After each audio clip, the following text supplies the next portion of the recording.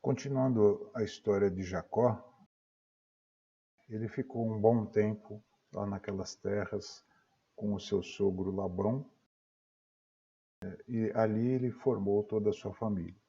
Nós vimos que a princípio ele ficou 14 anos, né, para servir pelas duas esposas que ele teve. Depois disso, o seu sogro falou com ele e insistiu que ele continuasse ali para que ele pudesse continuar trabalhando para ele. E ele estipulou um determinado salário para ele, e a forma que ele falou que pagaria para Jacó, ele disse: olha, todos os animais que nascerem, que forem malhados, são seus. Os demais vão para o meu rebanho. Jacó concordou, ficou lá, mas Deus abençoou muito Jacó. E daquele momento em diante só nasciam animais malhados. Labão ficou meio perturbado com isso, foi conversar com Jacó novamente e falou: olha, vamos fazer o seguinte, os animais que nascerem pretos, né, escuros, eles são seus, os demais são meus. Jacó falou: tudo bem. O que aconteceu? Depois daquilo só nasciam pretos. E assim por diante, Labão, né, perturbado com isso, ia trocando, né, o salário, aquilo que ele negociava com Jacó, e Deus abençoava, e cada forma que era estipulado, somente nasciam animais daquela forma. Jacó começou a perceber que Labão estava cada vez mais irritado com aquilo.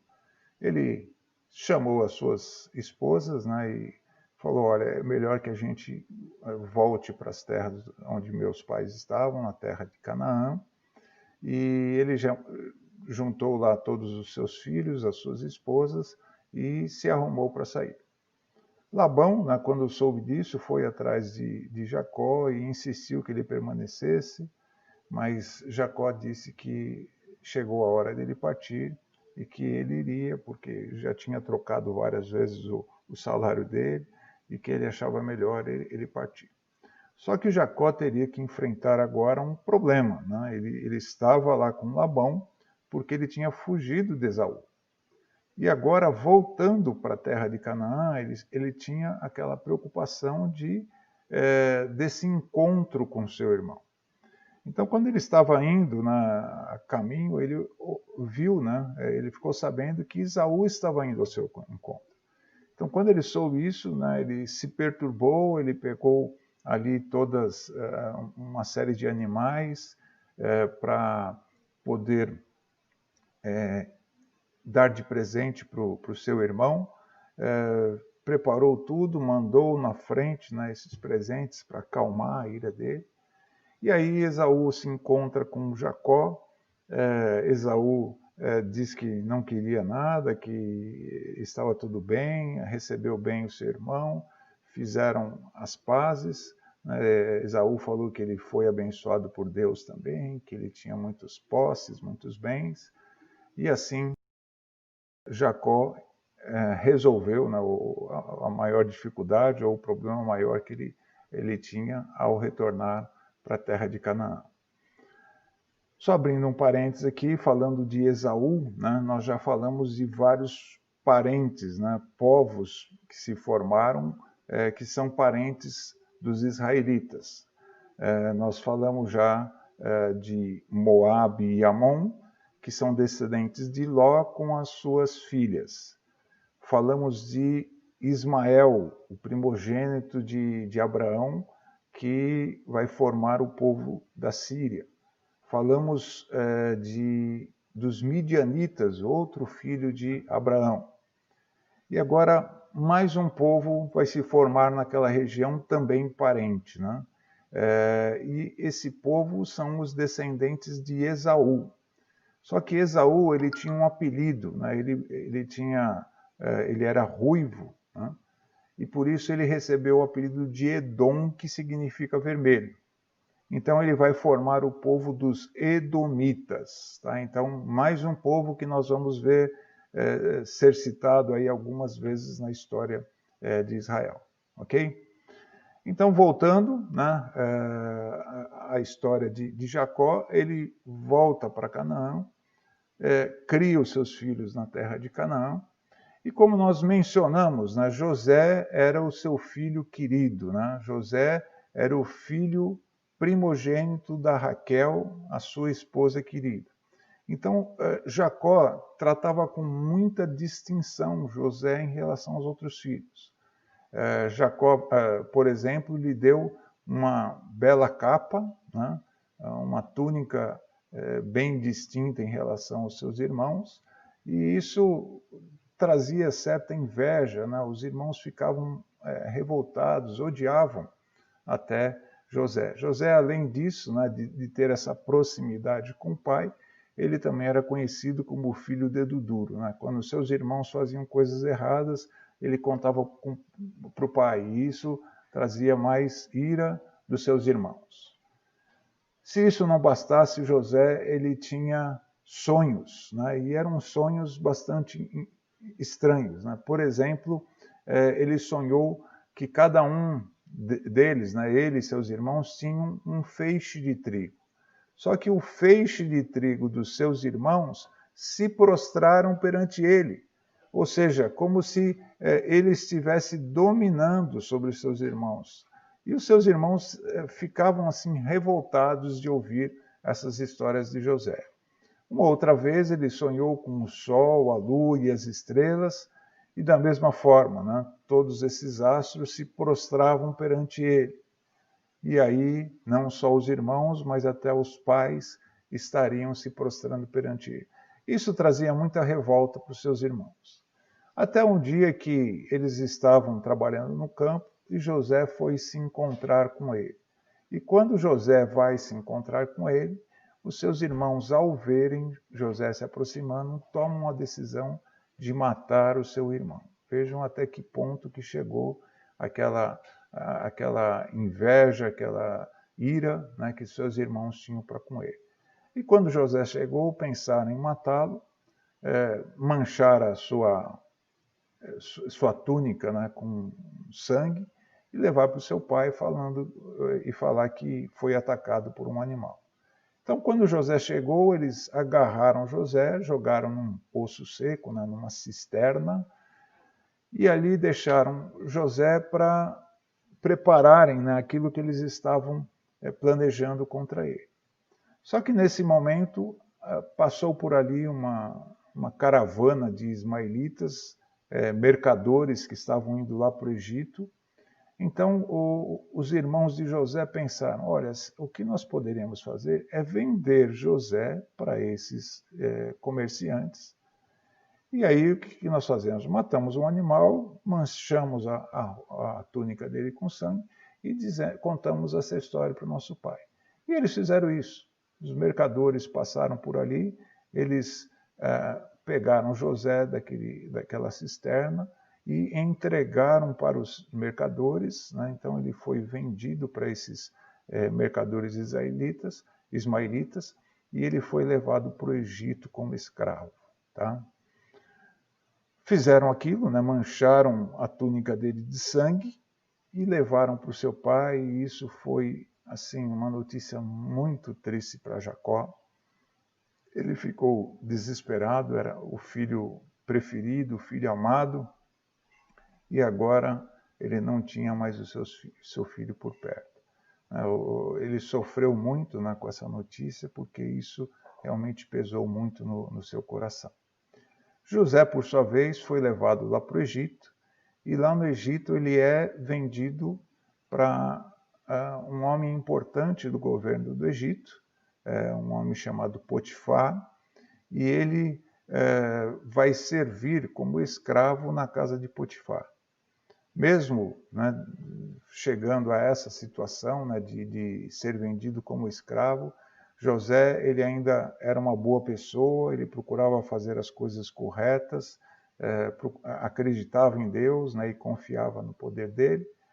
Então o que aconteceu? Ele foi muito abençoado na casa de Potifar, e Potifar confiou tudo, né? Ele era o principal, né, dentro da sua casa.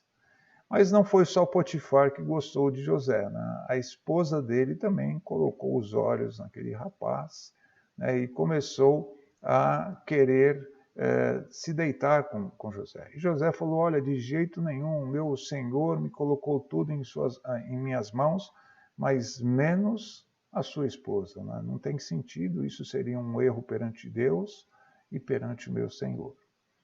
Mas, certo dia, estavam sós na casa, então aquela mulher agarrou José pela sua capa, né?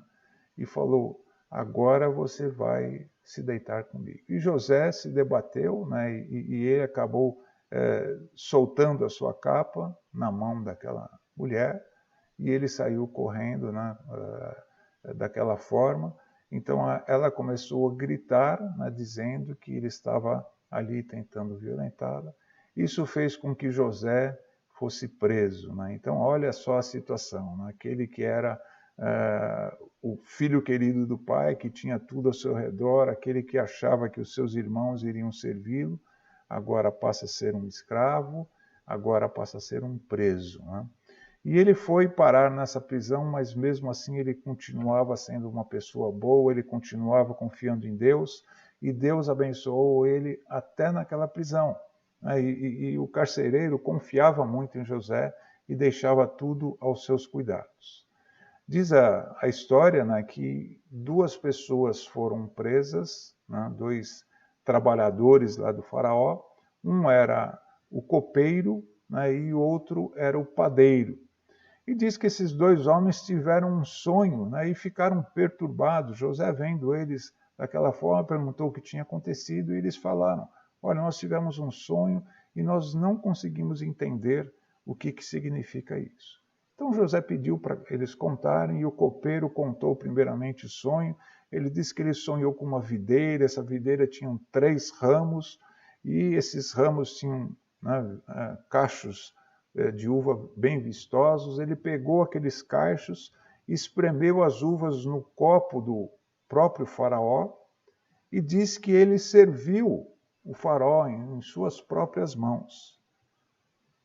E aí José, né, ouvindo aquilo, ele falou para ele, olha, isso que você sonhou, esses 3 ramos da videira, representam 3 dias. E isso quer dizer que daqui 3 dias você vai ser solto dessa prisão. E você vai voltar a servir ao faraó. Por isso que você estava lá entregando, né, aquele copo, né, aquela taça, né, com o suco da uva. O copeiro ficou muito feliz, né, e quando José contou isso para ele, ele falou, olha, lembra-te de mim, né, quando você estiver lá com o faraó, né, para que ele pudesse interceder por José. O padeiro, ouvindo essa história, ficou animado para contar a história dele. Né? E aí ele conta o sonho dele. Ele falou, olha, no meu caso eu sonhei com 3 cestos de pães. E os cestos de pães tinham todo tipo de pão, né? Tudo arte de padeiro. Mas o interessante é que essa cesta, né, esses cestos de pão estavam na minha cabeça, e diz que as aves, né, comiam lá na cabeça dele, naquele cesto de pão. E aí José falou, olha, esses 3 cestos também representam 3 dias. Só que daqui 3 dias você será condenado. E você perderá a sua cabeça, né? Você será executado e você será pendurado no madeiro, e as aves do céu estarão comendo as suas carnes. De fato aconteceu isso. Né? Depois de 3 dias, o copeiro foi liberto e voltou a servir o faraó, e o padeiro foi morto da forma como José tinha dito. Só que o copeiro, né, que voltou a servir o faraó, não se lembrou de José como ele tinha pedido. Né? E o tempo foi passando. O tempo passou, né, se passaram 2 anos, e depois de 2 anos, né, que aquele copeiro tinha saído, o faraó teve um sonho. Mas um sonho muito estranho, né, que ele não conseguia assim entender o que era. Sonhou com 7 vacas gordas e 7 vacas magras. Melhor, as vacas magras comeram as vacas gordas. Depois ele sonhou também com 7 espigas bonitas, né, vistosas, e 7 espigas muito feias. E diz que as espigas feias devoraram as espigas bonitas e vistosas. E ele não sabia o que era e chamava os sábios não podiam interpretar, até que o copeiro, né, vendo isso, ele se lembrou de José e falou para o faraó: olha, quando eu estava preso aconteceu isso, eu tive um sonho, o padeiro teve um sonho, e nós contamos lá para um homem na prisão, e ele revelou, né, os nossos sonhos, e aconteceu exatamente aquilo que ele falou. Então o faraó mandou chamar José, e ele conta para José aquele sonho estranho, né, das vacas gordas, das vacas magras e tal, e José interpreta o sonho de faraó. Ele fala: olha, tanto as espigas bonitas, né, quanto as vacas gordas representam 7 anos. 7 anos de fartura, 7 anos que a terra vai produzir como nunca produziu. E as 7 vacas magras e as 7 espigas feias, que devoram, né, as outras, elas representam também 7 anos. E durante esses 7 anos a terra não vai produzir nada. Vai ser uma grande fome sobre a terra, né? E as pessoas que não estiverem preparadas, elas irão morrer de fome.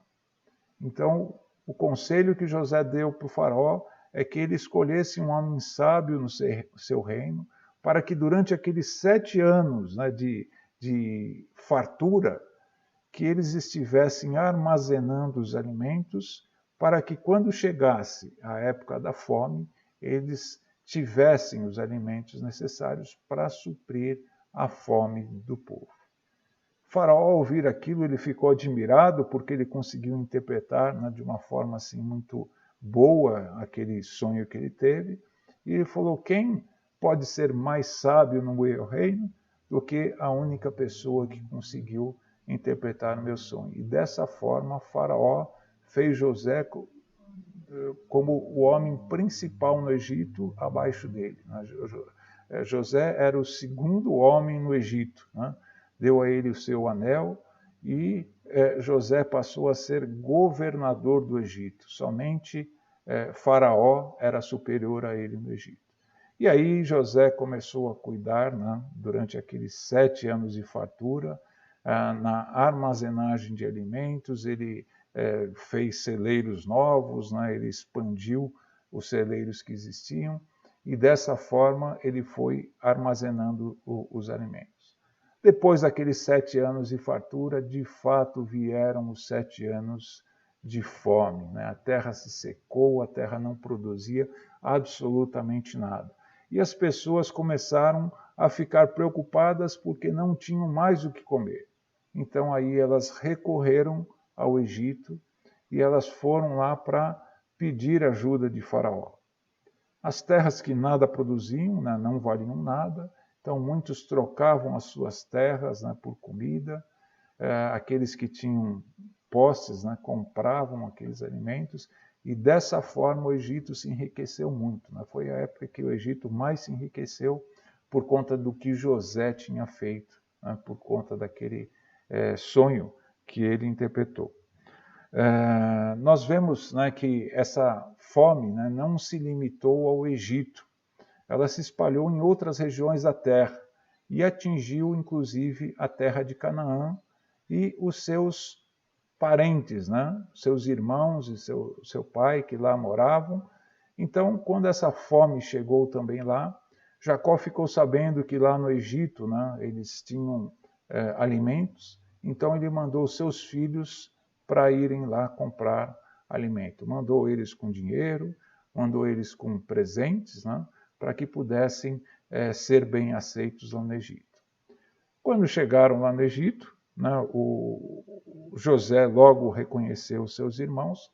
Foram apenas 10 dos seus irmãos, né, o Benjamim não foi, Jacó não deixou o Benjamim ir, então foram apenas os seus 10 irmãos. Então, quando eles chegaram, se prostraram perante ele, lembrando lá do sonho que José teve, e eles não reconheceram José por causa das suas vestes, né, de egípcio, mas José sabia quem eles eram. E José começa a tratar eles de uma forma rude, falando que eles eram espiões, que era uma série de coisas assim. E eles, não, de forma nenhuma, nós todos somos irmãos, somos filhos do mesmo pai, além de nós temos mais um irmão e etc. Contaram toda a história. Eles falaram, olha, eu não acredito, vocês são espiões. Mas se vocês querem, assim, comprovar que não são, então eu vou deixar vocês aqui presos, um de vocês vai até o seu irmão, traga ele aqui também, e aí eu vou saber que a história é verdadeira e eu deixo vocês irem embora.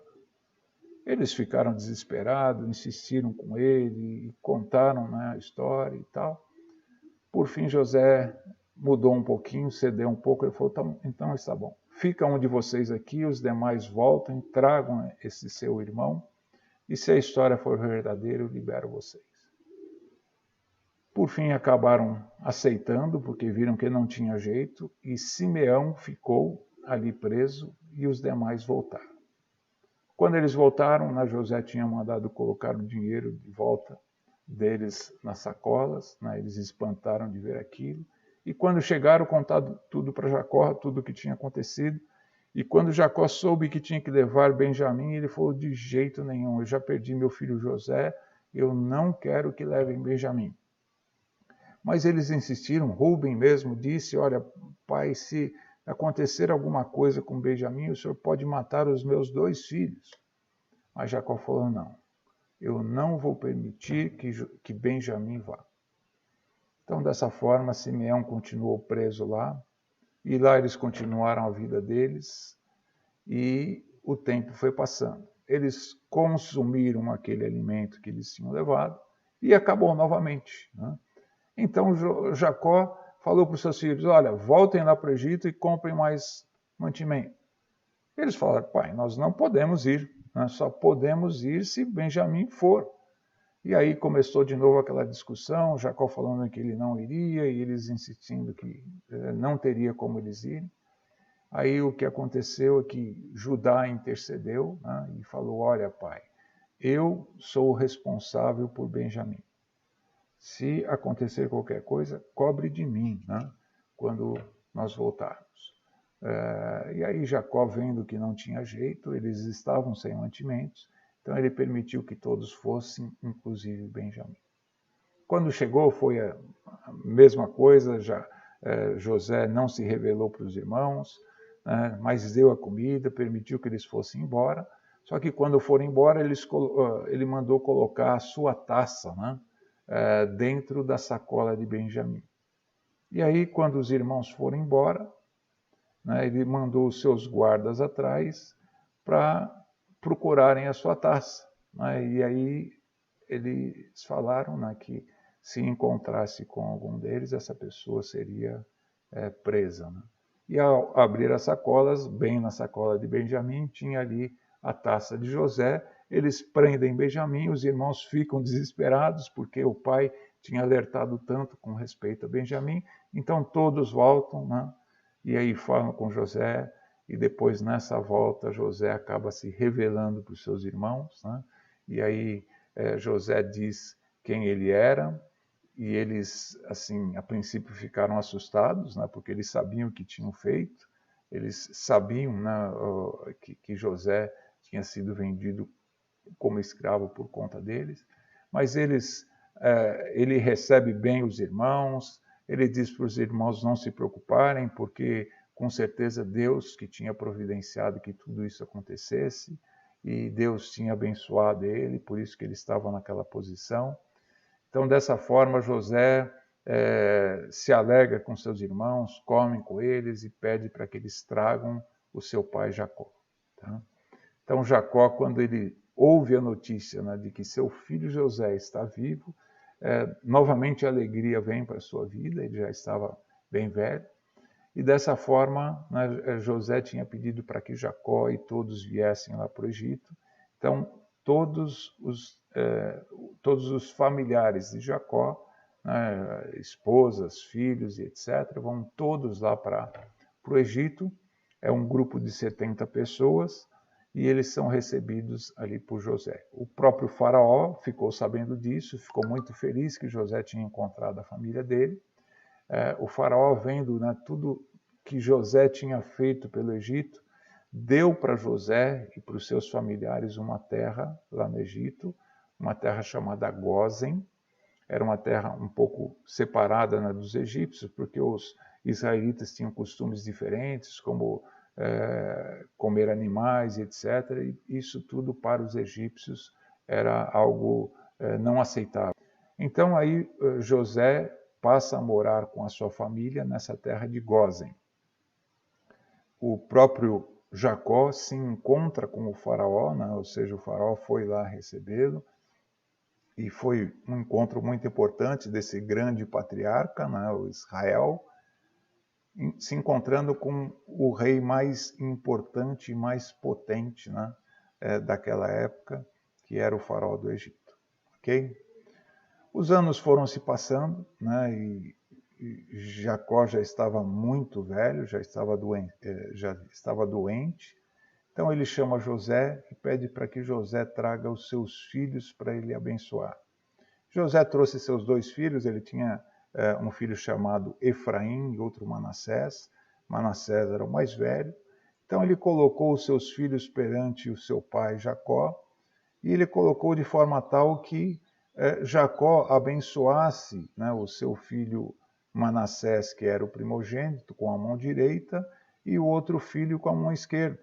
Mas Jacó simplesmente cruzou as mãos, né, e abençoou Efraim, que era o mais novo, com a mão direita.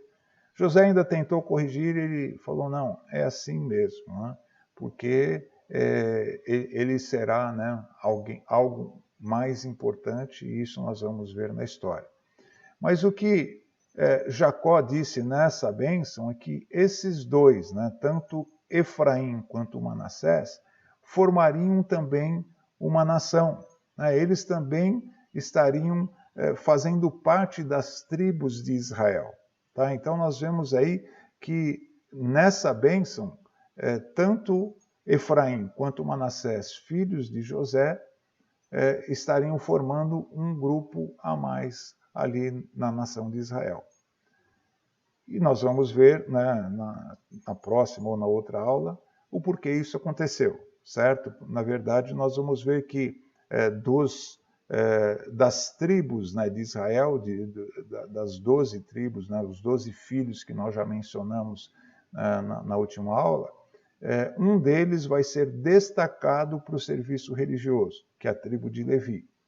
Então, dessa forma, os 2 filhos de José estarão formando tribos, né, para cobrir, né, essa falta de Levi, que vai fazer o serviço religioso.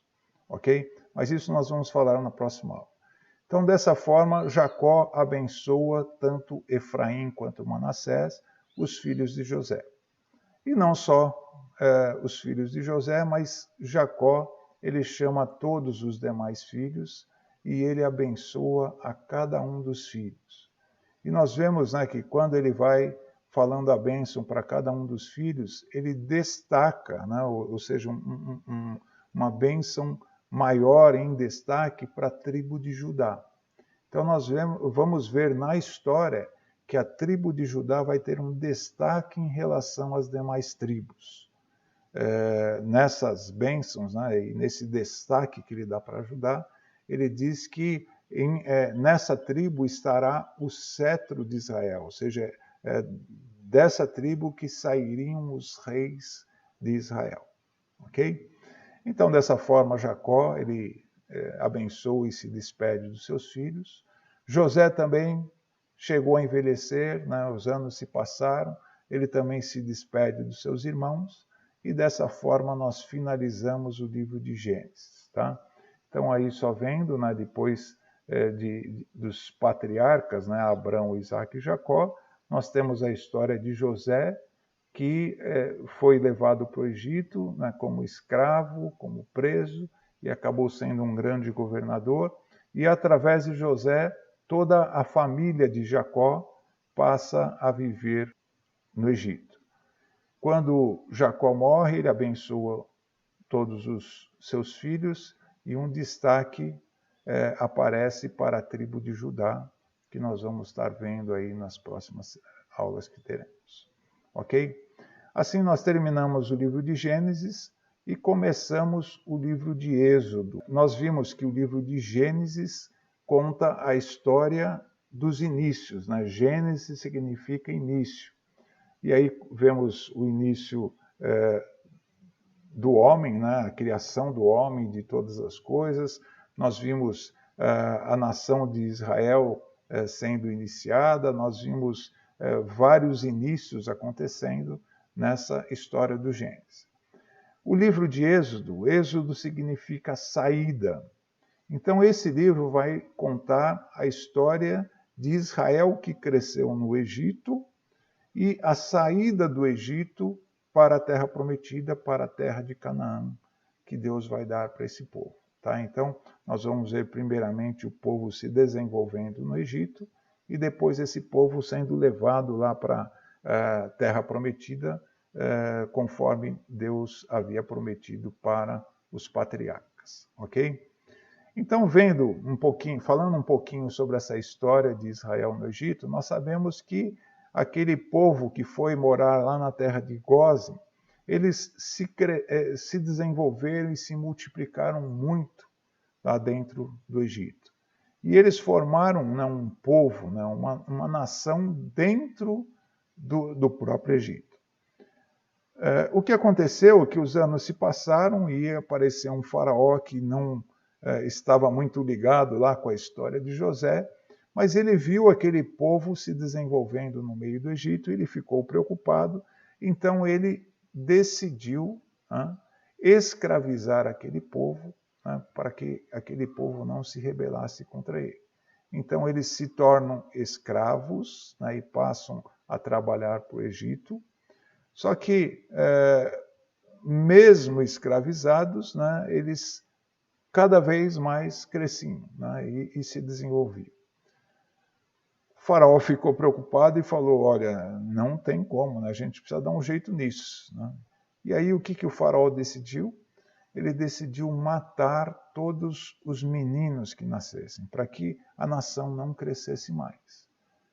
Então ele chamou as parteiras e deu essa ordem para que as parteiras matassem toda a criança, todo menino que nascesse.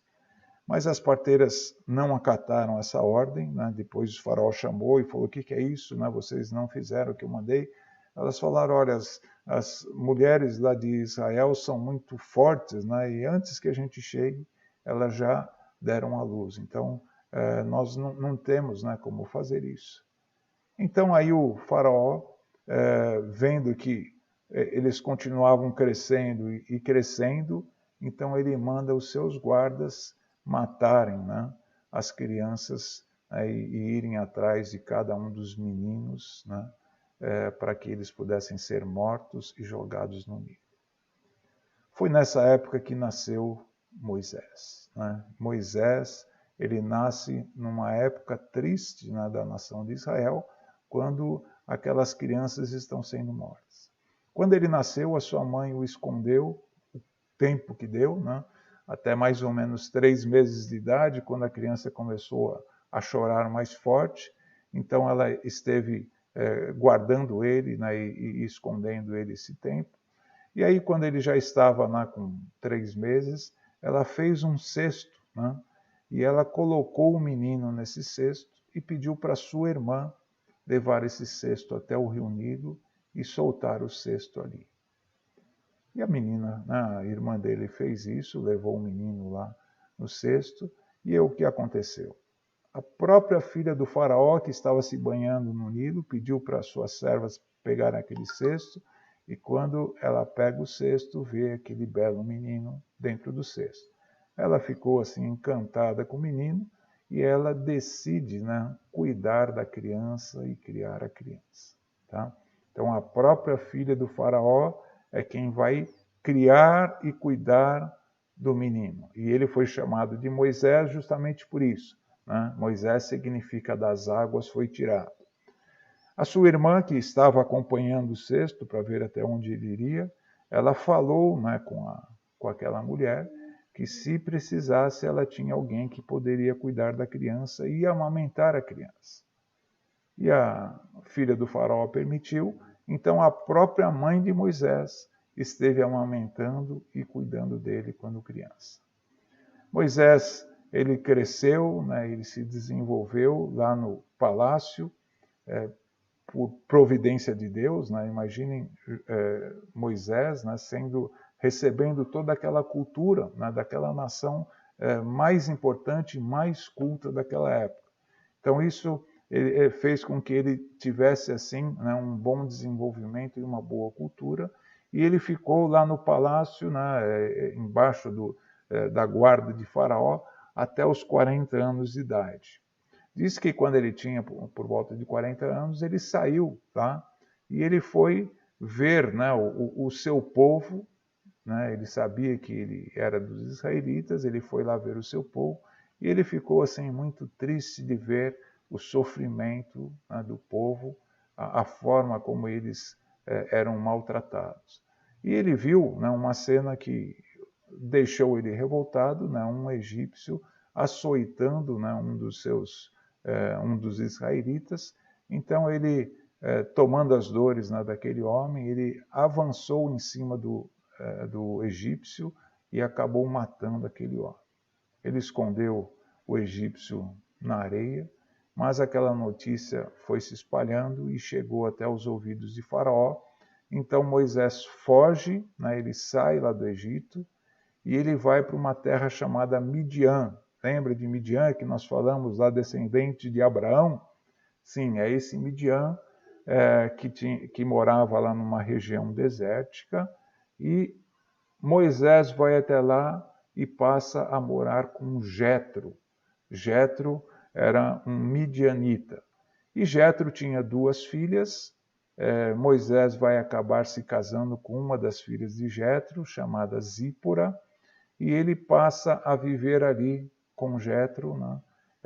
E a sua esposa Zípora. Eles têm 2 filhos ali. Eles ficam ali cuidando do rebanho do seu sogro Jetro. Os seus filhos se chamam Gerson e Eliezer. Então, a partir dos 40 anos de idade até 80 anos de idade, Moisés morou naquela região de Midian e criou ali os seus filhos. O que aconteceu quando ele tinha por volta de 80 anos de idade?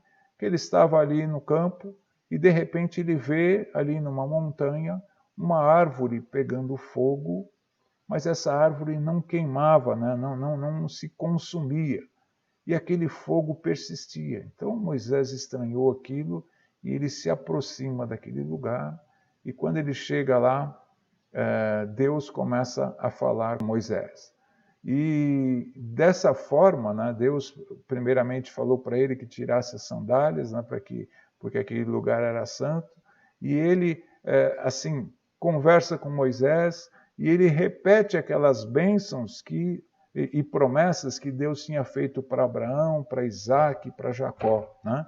Então, da mesma forma que Deus tinha repetido várias vezes, né, aquelas promessas, né, de uma terra, de uma nação e de uma bênção a todos os povos, agora ele fala isso para Moisés.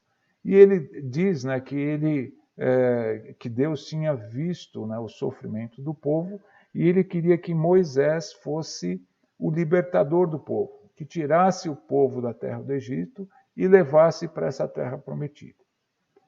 Moisés, lógico que colocou uma série de empecilhos, ele falou que ele não era capaz. Imagina alguém que teve a formação de Moisés, né, sendo criado lá no próprio Egito, no palácio, né, do faraó.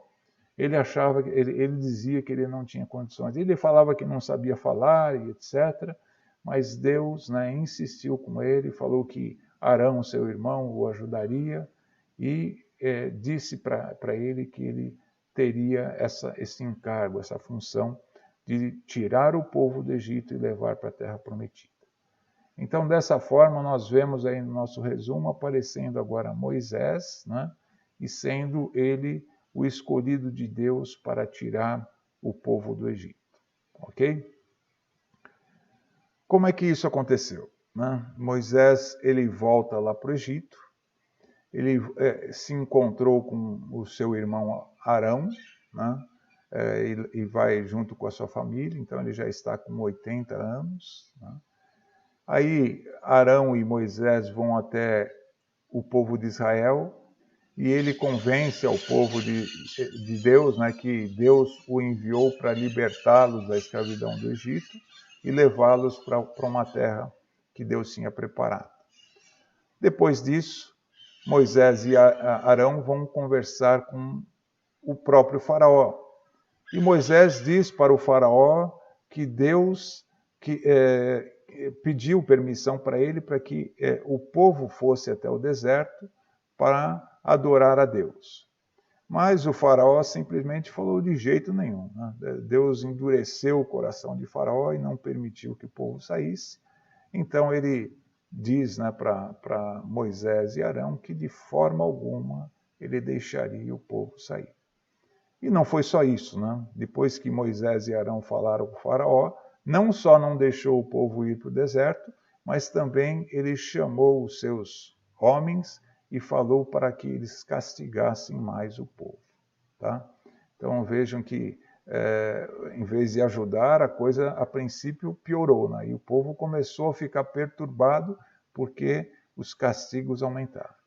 Então foi aí que Deus começa a intervir através de Moisés e Arão e envia para aquele povo do Egito as 10 pragas. Tá? Então nós temos aí nos capítulos 7 a 12 de Êxodo, nos falando sobre as 10 pragas que Deus enviou para o Egito. Nós vamos assim passar rapidamente sobre essas pragas, né? Depois vocês podem ler com mais calma.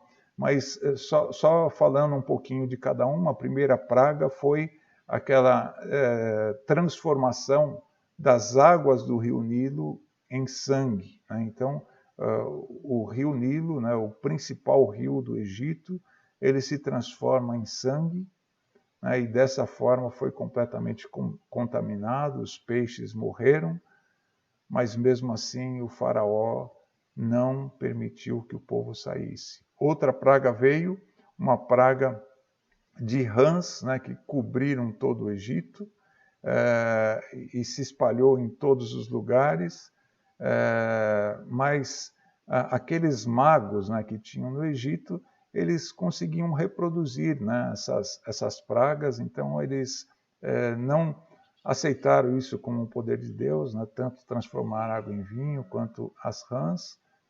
Mas então Deus continuou enviando aquelas pragas. Né? E a terceira praga foi a praga de piolhos. E da mesma forma, né, que o Egito foi infestado de rãs, dessa vez vieram os piolhos. E nesse momento, né, diz que os magos do Egito, eles viram que isso eles não tinham como reproduzir. E eles reconheceram como o poder de Deus, né? Mas mesmo assim o faraó continuava com o seu coração endurecido. Então as pragas continuaram. Né? A quarta praga foi a praga de moscas, né? E as moscas, né, escureceram o ar, né, de tanta mosca que tinha, atacavam homens, animais, né? E mesmo assim o faraó não amolecia o seu coração. Interessante, né, nós lermos aí no capítulo 8, versículo 22, que essas pragas estavam acontecendo no Egito, mas a terra de Gósen estava protegida. Então, ao mesmo tempo que o povo estava sofrendo com cada uma daquelas pragas, a terra de Gósen, lá próxima onde moravam os israelitas, elas não estavam sofrendo as consequências daquelas pragas. Ok? Continuando, né, a quinta praga foi a peste dos animais. Né, já falamos que os animais para os egípcios eram sagrados, né, então isso foi algo assim muito difícil para eles verem, mas os animais foram afetados, né, com essa peste e muitos animais morreram, tá? Mas mesmo assim o faraó não amolecia. Aí veio uma sexta praga, uma praga de úlceras. E dessa forma, né, todos afetaram e começaram a estourar úlceras, né, nos seus corpos e tudo mais. não só nas pessoas como nos animais, mas mesmo assim, Faraó não cedeu, né? Uma sétima praga veio, e nessa praga veio chuvas de pedras, né, que acabaram com plantação, né, pedras enormes, né, que caíram e fez, né, com que o Egito se destruísse, né, com aquela praga. E mais uma vez, isso acontecia somente no Egito e não acontecia lá na região de Gósen. Outra praga veio, praga dos gafanhotos, destruiu tudo que sobrou das plantações, né? Os gafanhotos devoraram tudo. Essas pragas, né, conforme ia acontecendo, e o faraó vendo, né, o Egito sendo destruído cada vez mais, o faraó ele dizia para Moisés, tudo bem, eu vou deixar o povo sair. Assim que a praga acabava, ele voltava atrás, né, e dizia que não deixaria o povo ir. Tá? Outra praga veio, a praga das trevas, tudo se escureceu, exceto lá na terra de Gósen. É interessante pensar nisso, né? Aquela escuridão, inclusive, durante o dia, mas na terra de Gósen estava tudo normal. Tá? Mas isso também não fez com que o faraó liberasse o povo. Então veio a 10ª praga, a mais terrível, né, quando Deus decide destruir, matar todos os primogênitos, todos os primeiros filhos, tanto de homens quanto de animais, né? Então, dessa forma veio essa praga da morte dos primogênitos, e essa praga foi de fato fatal, né? O próprio filho do faraó, o próximo, né, faraó do Egito, ele morre, né, daquela praga. E com isso, né, o faraó ele não teve mais o que fazer, ele permitiu, né, que os israelitas saíssem do Egito, porque ele viu a destruição de tudo, ele viu, né, que não tinha como ele conter a fúria de Deus, né, da forma como estava acontecendo. E com a morte, né, dos primogênitos, inclusive seu filho, ele decide liberar o povo. Tá? Só que antes de acontecer essa praga, essa 10ª praga da morte dos primogênitos, houve uma preparação, né? Essa 10ª praga vai marcar a saída do Egito. Após essa praga que eles vão receber a permissão de sair. Com isso, né, Deus faz um preparativo, né, para que eles pudessem, de certa forma, não só agora, né, com a saída do Egito, mas eles pudessem estar sempre se lembrando o que Deus fez, né, com eles lá no Egito.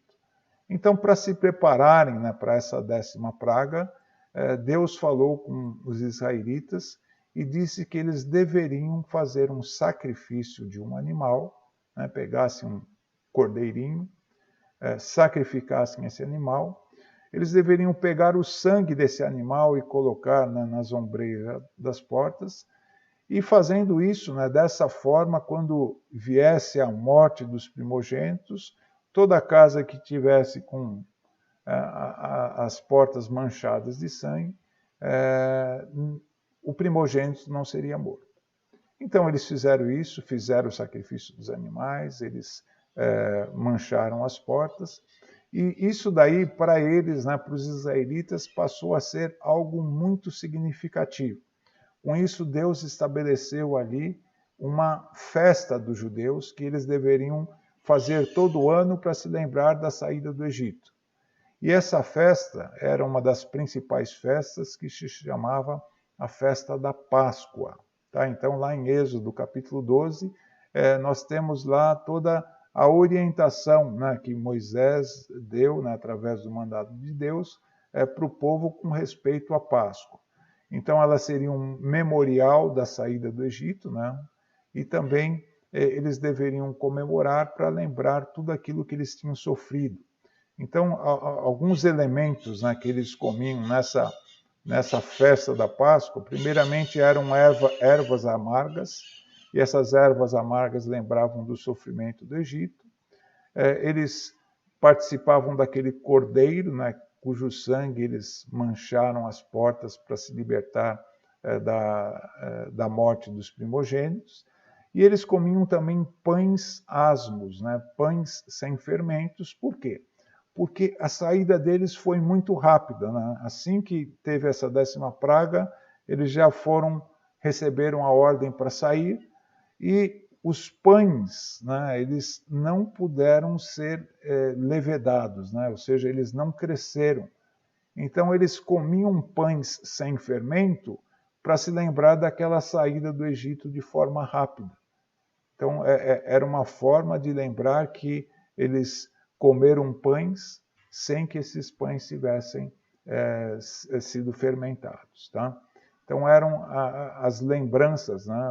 E eles deveriam fazer isso a cada ano, né? Todo ano deveriam participar da Páscoa. Bom, com isso, né, com a morte dos primogênitos, eles receberam a ordem de sair, e eles pegam todas as suas coisas e saem, né? E é interessante que Deus abençoou esse povo, né? Porque os egípcios estavam tão desesperados, né, com a destruição do Egito, com todas aquelas pragas que aconteceram, que quando o faraó permitiu que o povo saísse, Deus tocou no coração dos egípcios, e tudo aquilo que os israelitas pediam, eles davam para eles. Então eles levaram, né, muitos pertences dos egípcios. Levaram colares, brincos, né, uma série de presentes que eles deram, né, joias e tudo mais, porque os egípcios não aguentavam mais, né, ver os israelitas lá e a destruição da cidade. Então, dessa forma, eles não só saem, mas como eles levam muitos pertences, levam animais e levam muitas joias, ok? Então, só vendo aí, né, um resumo final aí da saída deles lá do Egito, nós vemos que o faraó permitiu essa saída, né, lá do Egito. O povo ele esteve lá no Egito por volta de 430 anos. Tá? Então, desde que Jacó desceu lá, saindo lá da terra de Canaã, indo para o Egito, 430 anos se passaram. O que nós vemos é que nessa saída deles, por volta de 600 mil homens, quando fala homens, são homens de guerra, ou seja, acima de 20 anos. Então, quando eles saíram lá do Egito, eles já eram em mais ou menos 600 mil homens. Se são 600 mil homens acima de 20 anos, nós podemos, assim, sem muito erro, pensar em, se são 600 mil, quantas mulheres? Né? Mais ou menos 600 mil. Quantos homens e mulheres abaixo de 20 anos? Então, nós devemos, assim, sem muito medo de errar, imaginar que eram por volta de 2 milhões ou mais. Tá? Então, imaginem 2 milhões de pessoas dentro do Egito, crescendo lá dentro do Egito. Era algo assim para se assustar, né? Para ficar muito preocupado mesmo. Tá? Então, foi o número de pessoas que saíram do Egito. Tá?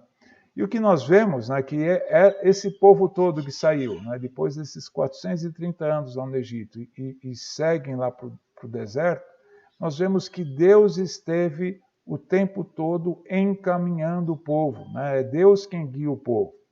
E diz que Deus guiava o povo de duas formas. Né? Durante o dia, ele aparecia como uma nuvem na presença deles. E à noite, como uma coluna de fogo. Então, o tempo todo, Deus esteve lá com o povo nessa caminhada no deserto. Então, foi algo assim muito importante e interessante que aconteceu nessa saída do Egito, Deus encaminhando o povo. Essa coluna de nuvem durante o dia e a coluna de fogo durante a noite. Tá? Então, nós vimos aí que eles chegaram lá no Egito com 70 e estão saindo com 600 mil homens. Tá? Então, nesses 430 anos, a nação se formou. E se a nação se formou, nós temos aí a primeira promessa sendo cumprida. Tá? Então, Deus prometeu uma nação uma terra e uma bênção para todos os povos. E essa nação, né, é a primeira bênção que Deus cumpre, né? É a primeira promessa que Deus cumpre, a formação dessa nação, por volta de 2 milhões de pessoas que se formaram no Egito e agora estão saindo do Egito. Tá? E por falar nisso, porque saíram lá do Egito, eu gostaria de falar para vocês, né, agora a palavra-chave para essa aula. Então a palavra-chave é Egito. Tá? Então é essa palavra que vocês devem preencher depois. Lembre-se, né, anotem no papel se quiserem, mas é a forma, né, de estar registrando essa aula lá no formulário que vocês vão receber. Ok? Qual foi o caminho que eles fizeram saindo do Egito? Se vocês olharem, né, em qualquer mapa, né, em qualquer lugar, vocês vão ver mais ou menos um mapa desse aqui. Né? Então, aqui está o Egito, né, do lado esquerdo. Se vocês olharem aí, tem a terra de Gósen. Eles saíram daí e diz que eles entram aqui nessa parte, né, se vocês verem aqui, tem o Mar Vermelho, né, em formato de V, aqui são 2 braços do Mar Vermelho, e diz que eles entraram aqui nessa parte aqui do V e foram lá até lá embaixo, onde eles chegaram no Monte Sinai. E depois eles seguem lá para a Terra Prometida.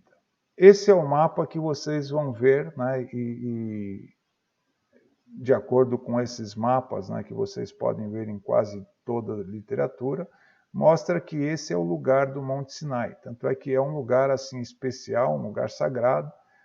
Lá nós temos construções que foram feitas, né? Por exemplo, a gente tem mosteiros que foram feitos lá naquele lugar. Então é um lugar assim que considerados por todos que é o Monte Sinai. Mas será que é lá mesmo o Monte Sinai? Existem algumas descobertas arqueológicas que foram feitas nos últimos anos que estão mostrando uma coisa diferente, né? Que não é exatamente este o lugar do Monte Sinai. Tá? E na próxima aula eu vou estar falando sobre isso, né? E mostrando onde provavelmente é o lugar correto do Monte Sinai. Se vocês quiserem dar uma pesquisada aí, aproveitarem, né? Deem uma olhada onde é o Monte Sinai e vocês vão ver que o Monte Sinai aparece justamente nesse lugar que foi mostrado aqui. Tá? Aqui é o Mar Vermelho, né?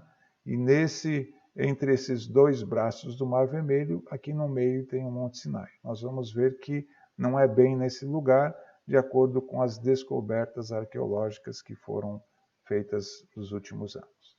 Tá? Então nós vamos parar por aqui. E na próxima aula nós damos continuidade a essa história de Moisés, quando nós vamos ver terminar, né, ou seja, os últimos dias da era patriarcal, e nós vamos entrar na era mosaica, quando a lei de Moisés será dada para o povo. Ok? Então vamos ficar por aqui, que Deus abençoe a todos, que todos continuem animados, né, nesse estudo, e que todos possam perseverar firme, né, para que aprendamos mais e mais da palavra de Deus.